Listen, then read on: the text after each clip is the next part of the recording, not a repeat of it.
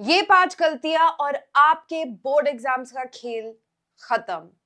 Hi, my name is Asmita, your mentor at Vedantu, and no, I am not here to scare you. I'm actually here to tell you कि जो समझदार इंसान होता है वो अपनी ही नहीं दूसरों की गलतियों से भी सीख लेता है ताकि उसकी गलती करने की नौबत आए ही ना। एंड आई एम अज्यूमिंग आप लोग सारे समझदार की कैटेगरी में तो आते ही होंगे, तो दूसरों की गलतियों से समझ लो कि आपको क्या गलती नहीं करनी। बेटर स्टिल, अगर आपको ये गलतियां करनी है तो प्री बोर्ड्स में करके देख लो ताकि आपको समझ में आ जाए और आप बोर्ड एग्जाम्स में ये गलतियां ना दोहराओ। 5 ऐसी गलतियां मैं आपको बताने वाली हूं ताकि आपके बोर्ड एग्जाम की जर्नी इजी हो जाए और आपको समझ में आ जाए कि it's not really about IQ and intelligence, it is more about strategy and preparation. So let's get started. Mistake number 1 क्या है भाई? मिस्टेक नंबर 1 है studying like it's a final exam but with no plan. ये जो पहला part है इसका वो एकदम सही है, ऐसे ही पढ़ना है, you have to study like it's the final exam. लेकिन अगर आप बस फाइनल एग्जाम वाला स्ट्रेस ले रहे हो, फाइनल एग्जाम वाली एंजाइटी फील कर रहे हो, लेकिन आपके पास एक सेट प्लान नहीं है जिसको आप फॉलो करो and you just sort of अंधेरे कमरे में कहीं पर भी टारगेट है, कहीं पर भी निशाना लगा रहे हो, then you are not going to get anywhere, that's not going to help you. It always and always starts with a plan. Can the plan change? Yes, you can tweak your plan according to your needs, but you have to start with a plan. एक चीज होती है जिसको decision fatigue बोला जाता है। ये basically decision making में जो आपका दिमाग थकता है उस फिनोमिनॉन का नाम है। And decision fatigue has a very real impact on your brain. आपकी सारी ब्रेन पावर, सारी एनर्जी डिसीजंस बनाने में ही लग जाती है कि जो एक्चुअल चीज है जो आपको करनी है उसके लिए अब आपके पास ब्रेन पावर और एनर्जी नहीं बचती है। इसका एक बहुत अच्छा एग्जाम्पल है, स्ट्रीमिंग साइट्स में अब इतना ऑप्शंस आ गए हैं कि आप ये सारी 50 मूवीज देख सकते हो, ये शो देख सकते हो, वो देख सकते हो। लोग अक्सर स्क्रॉल करते रह जाते हैं कि ये देखे, ये देखे, ये देखे, ये देखे, डिसीजन ही नहीं बना पाते हो and they and up not watching anything. And this is the same thing that happens when you sit down to study and then you're spending your energy, जो initial enthusiasm है, जो initial energy है, वो आप spend कर रहे हो ये डिसाइड करने में कि अब मैं क्या पढूं, साइंस उठाऊं क्या, मैथ्स करूं क्या, ऐसी चीजें स्टार्ट करते हैं।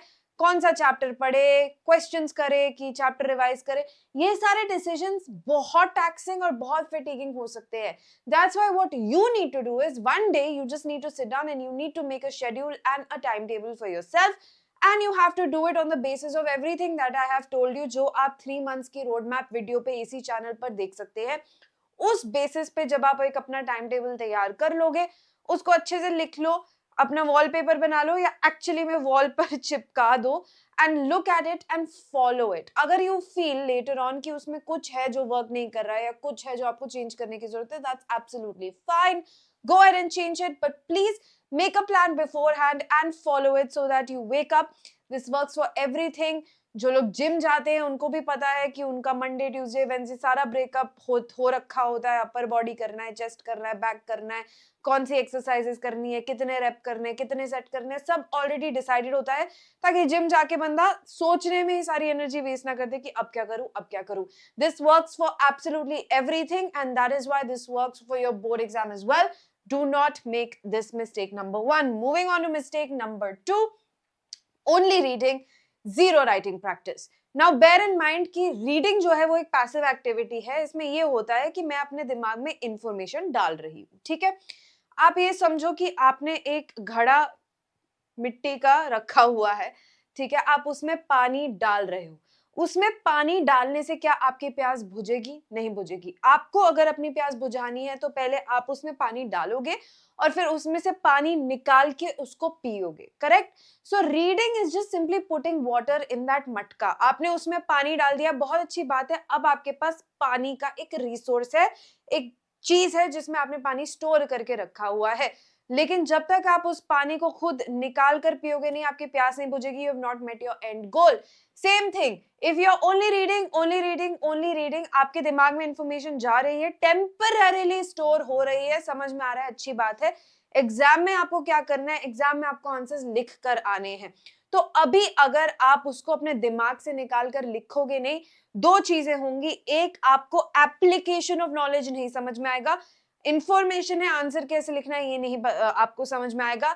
सेकेंड थिंग इज कि आपके ब्रेन को भी लगेगा कि ये इंफॉर्मेशन स्टोर तो की थी पर इसका कोई यूज नहीं है, तो वो इवेपोरेट हो जाएगी। जैसे आप घड़े में पानी रखे रहो, इवेंचुअली वो यूज नहीं होगा तो इवेपोरेट हो जाएगा, इंफॉर्मेशन भी इवेपोरेट हो जाएगी। So you need to make sure that whatever you are reading you are writing it as well, चाहे वो आंसर राइटिंग की प्रैक्टिस के थ्रू हो या नोट मेकिंग के थ्रू हो। When you are making notes, try not to copy from your textbook. Copy करने की बजाय पढ़ो, बंद करो और अपनी मेमोरी से लिखो. This will sharpen your memory. This is mistake number 2. Moving on to mistake number 3, it's ignoring previous errors. इंसान गलती करता रहता है, गलती करने में कोई बुरी बात नहीं है, पर एक ही गलती को बार बार दोहराना ये बहुत बुरी बात है। इसका मतलब आप कुछ भी सेल्फ इंप्रूवमेंट, सेल्फ इंट्रोस्पेक्शन नहीं कर रहे हो। जब आप पढ़ाई कर रहे हो आपको समझ में आ जाएगा आपकी टेंडेंसी है कि आप पर्टिकुलर गलतियां करते ही करते हो। सबकी अपनी अलग अलग टेंडेंसीज होती हैं, चाहे वो ग्रामेटिकल एरर्स हो, चाहे वो मेंटल मैथ्स करने में एरर हो, आप मल्टीप्लाई गलत कर रहे हो, डिवाइड गलत कर रहे हो, बहुत बेसिक गलतियां सब लोग करते हैं। जो भी आपकी गलती है you need to be aware of it, and once you are aware of it you need to make sure that you're working extra hard to not make those mistakes again. दूसरी चीज ये है कि जब आप कोई आंसर लिख रहे हो या कोई भी तरीके का सम कर रहे हो, आप एक पर्टिकुलर गलती अगर 2 बारी कर रहे हो then you need to write it in a separate notebook called your error notebook, ताकि आप उस गलती को जो आपकी टेंडेंसी है करना उसको एग्जाम से पहले एक बार देख के अपने आप को रिमाइंड करा दो कि ये गलती मैं अक्सर करता हूं या करती हूं और अब मुझे एग्जाम में नहीं करनी है. Do not ignore your mistakes, keep track of them, learn from them. Moving on to mistake number 4, revising only what you like, ignoring weak areas. अब बहुत बारी ऐसा होता है कि पढ़ाई बहुत डिफिकल्ट फील हो रही होती है, and to make it feel a little smooth, to make it feel a little easy, we are like कि अपने सेफ्टी चैप्टर पे चले जाते हैं. मुझे ये चैप्टर बहुत अच्छे समझ में आ गया, नेशनलिज्म इन इंडिया बहुत इजी लगता है, वही रिवाइज कर लेता हूँ. इजी लगता है, रिवीजन भी इजीली हो जाती है, मेंटल लोड नहीं आता और ऐसा फील होता है कि पढ़ाई भी कर ली, बढ़िया हो गया. You are not challenging yourself and you are ignoring what actually needs to be taken care of. जो आपके strong subjects हैं उनको भूल मत जाओ, जो आपके strong chapters हैं उनको last के लिए मत छोड़ो, उनको time to time revise करते रहो, लेकिन आपका जो fresh mental effort है और सबसे ज्यादा जो टाइम कमिटमेंट है वो आपके वीक सब्जेक्ट्स और वीक एरियाज पर जानी चाहिए, बिकॉज उन्हीं को आपको सेम लेवल पर लेके आना है. So don't go for an ego boost when you're studying. Don't try to make it easy for yourself. Make it as challenging as you can for yourself. तभी आप grow करोगे, वरना जहां पर हो वहीं पर रह जाओगे. And finally that brings us to mistake number 5, no real exam simulation. Simulation का मतलब क्या होता है? जब आप एक पर्टिकुलर एनवायरमेंट रिक्रिएट करने की कोशिश करते हो ना, why do you want to recreate that exam like environment, so that you can feel कि आपका फोकस कितना अच्छा है. हम लोग सारे रील्स वाली जनरेशन हो गई है, चाहे वो आप हो, चाहे वो हम है, चाहे वो हमारे माँ बाप है, चाहे वो आपके दादा दादी परदादा दादी है.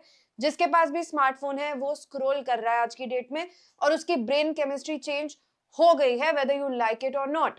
लेकिन हमारा एजुकेशन सिस्टम 30 सेकंड की रील नहीं टेस्ट करता है, वो 50-50 पेजेस के चैप्टर्स टेस्ट कर रहा होता है. Okay, so you need to make sure you have enough focus to actually sit in the exam and write the exam. For this you are going to simulate real exam like situations. आपने अगर पढ़ाई करनी है तो वो एक no distraction zone होना चाहिए. जो आप एग्जाम हॉल में नहीं लेकर जा सकते वो आप एग्जाम हॉल में नहीं लेकर जाओगे. जब आप आंसर्स लिख रहे हो you have to make sure कि आप टाइम लिमिट फॉलो कर रहे हो. आप उतने ही टाइम में आंसर लिख रहे हो जितना रियलिस्टिकली आपको टाइम मिलेगा. लेटर लिखने के लिए आपके पास 1 घंटा एग्जाम में नहीं होगा, तो आप पढ़ाई करते हुए 1 घंटा नहीं लगा सकते लेटर लिखने में. आपको वो 10 मिनट में लिखनी है letter. And when you are studying or when you are trying to recreate like that exam like pressure, avoid talking to people. Be alone, be by yourself. Tell everybody कि 1 घंटा 2 घंटा 3 घंटा मुझे कोई परेशान नहीं करेगा. Have no devices near you. Make sure that you're not referencing or referring to your book. कभी भी आप आंसर्स लिख रहे हो तो आंसर लिखते समय अगर आपको कुछ याद नहीं आ रहा है तो आप जाकर बुक में मत चेक करो. लिखने के बाद अपने आप को इवैल्यूएट करने के बाद आप चेक करो कि आपसे क्या पॉइंट्स मिस हो गए. ये नहीं करोगे तो एग्जाम में अच्छे से परफॉर्म नहीं कर पाओगे। अपना फोकस बढ़ाने के लिए, डिस्ट्रैक्शन से बचने के लिए थोड़ा सा आपको फास्टिंग करनी पड़ेगी फ्रॉम शॉर्ट फॉर्म कंटेंट, जिसका मतलब ये है कि आप अपना डेली टाइम लिमिट कर रहे हो 15 से 20 मिनट का, कि इससे ज्यादा मैं शॉर्ट फॉर्म कंटेंट नहीं स्क्रॉल करूंगा। और बोर्ड एग्जाम से पहले तो आप पूरा ब्रेक ले रहे हो, यानी कि उससे एटलीस्ट 2 हफ्ते पहले आपने बंद कर देना है शॉर्ट फॉर्म कंटेंट स्क्रॉल करना, तभी आपका फोकस बढ़ेगा।